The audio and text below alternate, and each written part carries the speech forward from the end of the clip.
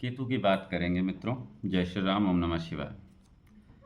क्योंकि केतु को यदि आपने जान लिया तो समझ लिया आपने अपने आप को जान लिया। ठीक है। जहाँ बृहस्पति ज्ञान के कारक हैं, वहीं केतु आत्मज्ञान के भी कारक हैं।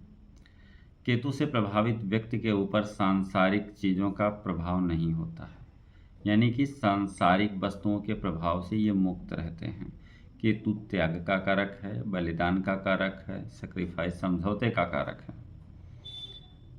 जहाँ सारे ग्रह आपको किसी बंधन में डालते हैं, किसी चीज़ से बांध के रखते हैं, वही केतु आपको मुक्त करता है, मुक्त करने वाला ग्रह है। जहाँ जो है हर ग्रह जो है आपको किसी न किसी चीज़ों से बांध कर रखता है। राहु ऑब्जर्वर है, राहु मटेरियलिस्टिक चीज़ों से आपको बांध कर रखता है। शुक्र लक्ष्मी का कारक हैं, धन के कारक हैं, तो कहीं ना कहीं धन की आसक्ति हर व्यक्ति में होती है और वो धन आपको बांध के रखता है। बृहस्पति ज्ञान का कारक है। ठीक है। बृहस्पति और शुक्र दोनों ही ज्ञान के कारक हैं। शुक्र वेल्थ के कारक भी हैं। ठीक है। मरकरी की बात करें तो कम्युनिकेशन, सूझबूझ और चतुराई के कारक हैं। लेकिन केतु जो है गिवर है, देने वाला है, सब कुछ देने वाला है। कहते हैं कि बृहस्पति जहाँ केवल ज्ञान देता है, वहाँ केतु हर चीज़ देने को तैयार रहता है। ठीक है। केतु के अंदर भाव है, देने का भाव है। एकमात्र ग्रह है जो साक्षात ईश्वर से जोड़ता है व्यक्ति को। केतु का जो प्रभाव होता है आपके इंसेस्टर्स यानी कि पूर्वजों को भी रिप्रेजेंट करते हैं केतु। ठीक है। केतु कहते हैं कि यहाँ हमारा कुछ भी नहीं है, सब प्रभु का दिया हुआ है और प्रभु को ही अर्पण है। ठीक है।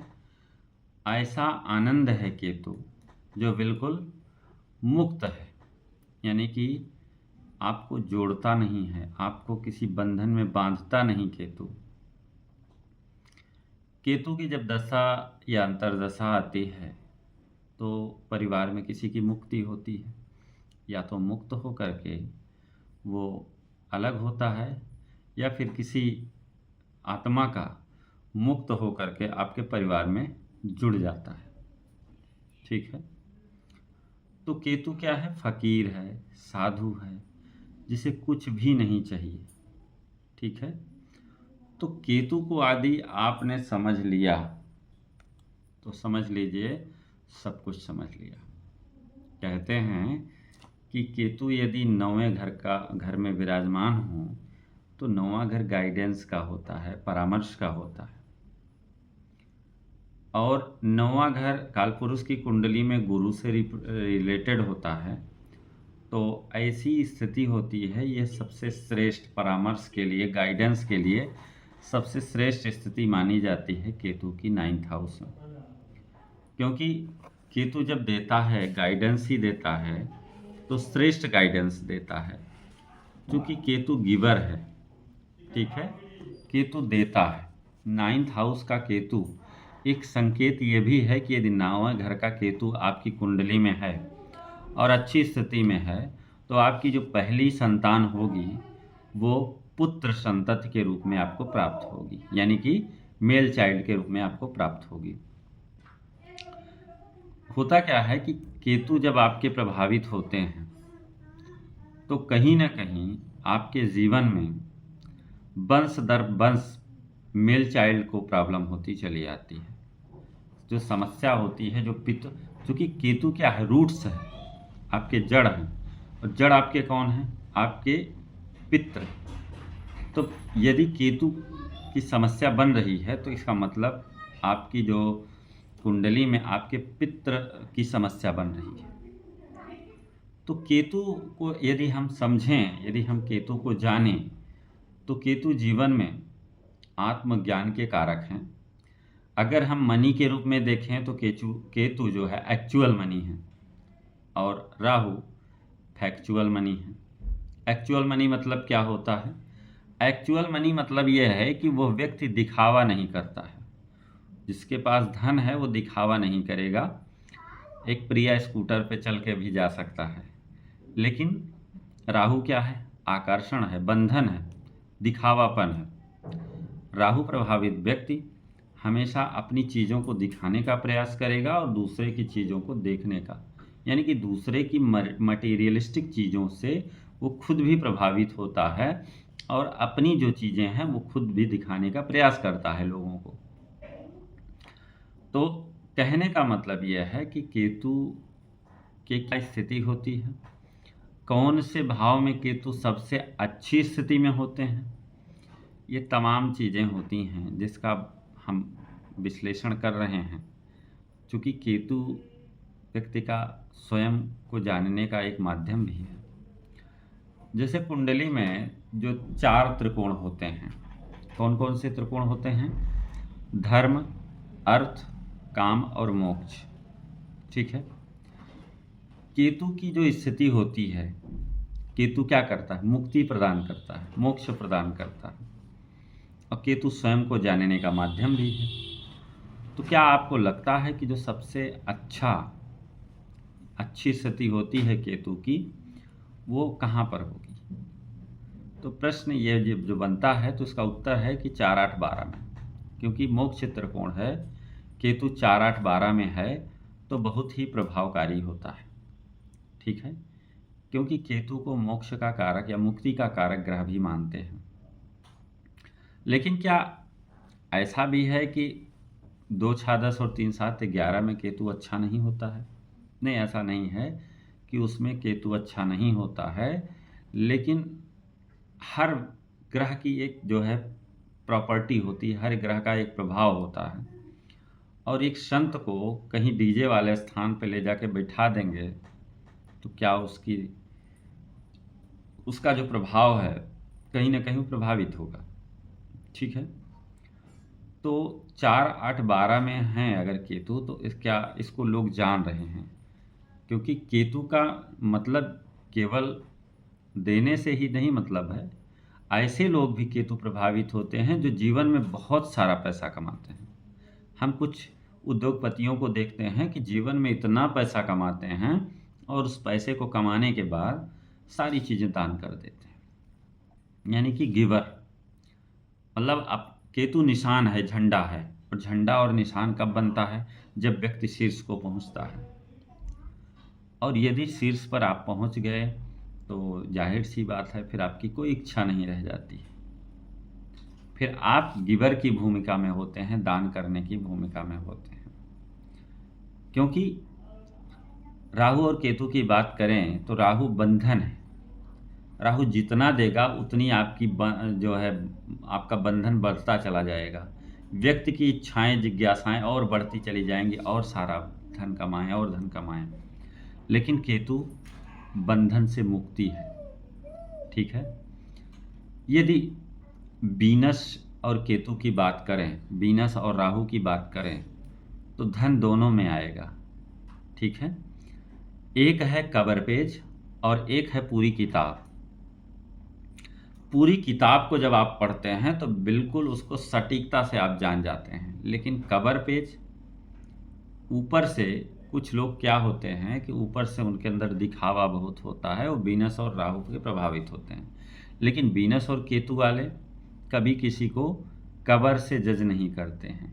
जब आप पूरी किताब पढ़ेंगे तभी आपको समझ में आएगा कि अमुक व्यक्ति कितना है, क्योंकि राहु भ्रमित भी करता है, केतु भ्रम नहीं है, केतु रहस्य है। और रहस्य का उद्घाटन जब तक आप उसको गहराई से, क्योंकि जो केतु है 8वें भाव में इतना प्रभावकारी क्यों होता है? क्योंकि किसी भी चीज़ का रिसर्च पॉइंट भी है केतु। 8th हाउस में यदि केतु बैठ जाए, 8वां घर रिसर्च फील्ड से है, 8वां घर अध्यात्म का है, 8वां घर आत्मज्ञान का है, तो आत्मज्ञान और अध्यात्म आएगा कहाँ से? जब तक आप किसी चीज़ में गहराई से डूबेंगे नहीं। यदि आप गहराई से डूबते हैं, रिसर्च करते हैं, उसके बारे में सारी चीज़ें पता लगाते हैं, तभी किसी के रहस्य का उद्घाटन होता है। ठीक है, तो शनि और केतु की युति अगर हो, शनि क्या है? कर्म है। ठीक है, और केतु क्या है? राइ, मतलब कर्म करके जो व्यक्ति राइज कर रहा हो। ठीक है, और शनि राहु क्या है? ये प्रोफेशनली राइज करेंगे दोनों, लेकिन एक फैक्चुअल राइज होगा, उसके ग्रोथ आंकड़े में दिखेंगे, और एक का विकास होगा लेकिन वो दिखेगा नहीं। ठीक है, तो अगर हम देखें तो केतु को अगर समझना है तो आप अपने आसपास की चीज़ों के बारे में देखेंगे तो बहुत सारी चीज़ें निकलती हुई नज़र आती हैं, लेकिन केतु को समझना एक 10-20 मिनट के लेक्चर में केतु को समझने की स्थिति नहीं हो सकती है।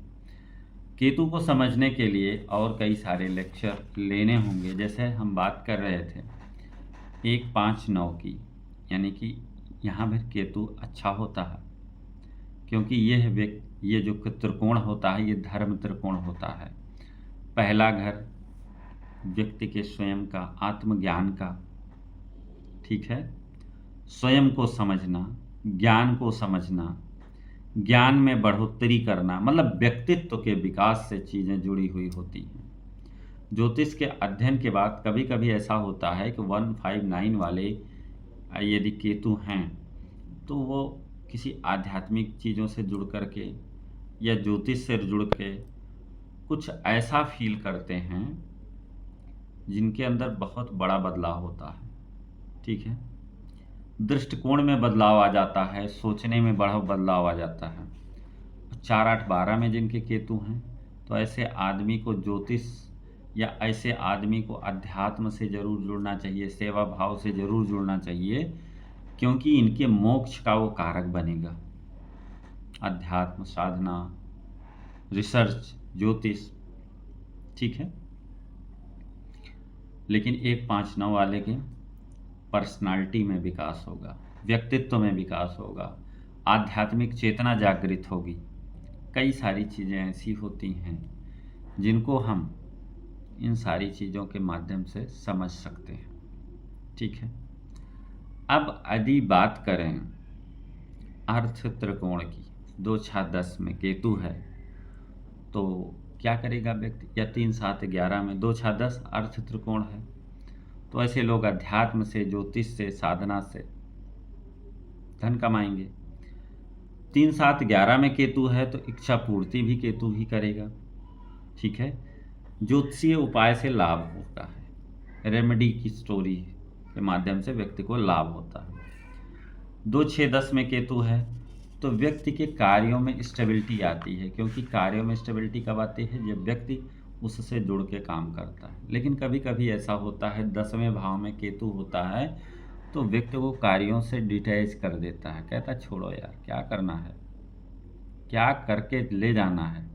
लेकिन यदि 10वें स्थान में राहु है तो व्यक्ति को अपने कार्यों से जोड़े रहता है। ठीक है, लेकिन यदि एक चीज़ ये भी है कि यदि राहु आपकी कुंडली में खराब हैं, आपको परेशान कर रहे हैं, तो उसका एक सबसे बड़ा उपाय और सबसे त्वरित उपाय जो है केतु का उपाय कर लीजिए, आपको राहु आपके सामने नतमस्तक हो जाएगा। ठीक है, राहु का उपाय केतु के उपाय का और केतु का उपाय राहु से करते हैं तो ज़्यादा प्रभावकारी होता है, क्योंकि कितने भी बड़े व्यक्ति हों, मंत्री हों, आईएएस हों, आईपीएस हों, विधायक हों, प्रधानमंत्री हों, सब किसके सामने सर झुकाते हैं? सब केवल और केवल एक संत के सामने सर झुकाते हैं। और संत क्या है? केतु है, जिसको किसी चीज़ से मतलब नहीं है, जिसको आपसे इच्छा भी नहीं है कि आपसे कुछ पाएं। वो जब भी देगा तो देता ही रहेगा। ठीक है, तो कुल मिला के यदि केतु को आपने समझ लिया तो जीवन के आधे से ज़्यादा समस्याएं आपकी ख़त्म हो गई। हालांकि आज हम लोग केतु को पूरा नहीं जान पाए हैं, इसके लिए हम एक नए कार्यक्रम के तहत एक नई वीडियो के माध्यम से और भी कुछ जो केतु में बहुत सारी चीज़ें बची हुई हैं उनको जानने का प्रयास करेंगे। तो आज के लिए इतना मित्रों, फिर मिलेंगे। तब तक के लिए जय श्री राम, ओम नमः शिवाय।